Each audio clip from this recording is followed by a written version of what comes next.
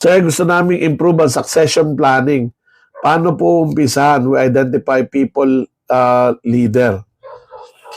Medyo pag tinignan mo yung kaninang umaga, nagpipresent ako sa isang kliyente about career and succession planning.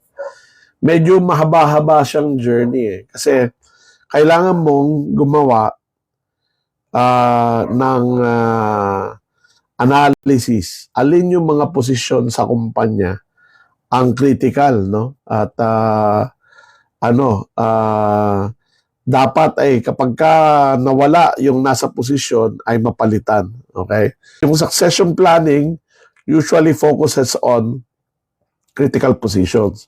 Pero kung gusto natin na magkaroon tayo ng general succession planning, meaning lahat ng managers dapat meron silang successors. Magkakaroon tayo ng leadership bench, ika nga. Kailangan mong i-identify ano ba yung mga success profiles na kailangan para doon sa mga managers na yon, ano yung mga competencies or capabilities na dapat meron yung papalit, no? And then pagkatapos mo ma-identify yon, titingnan mo ngayon sa mga empleyado sino ang merong potential. Actually, potential at saka performance. Meron tayong tinatawag na 9-box grid na nag-identify kung low potential, mid potential, high potential, low performance, middle performance, high performance, no?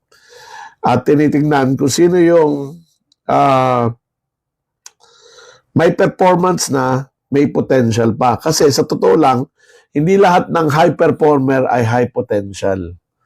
Merong mga magaling sa ginagawa nila ngayon, pero sagad na sila doon. So, you want to know sino sa mga candidate ang merong potential to become a barbershop manager. So, kailangan mo ng assessment, etc.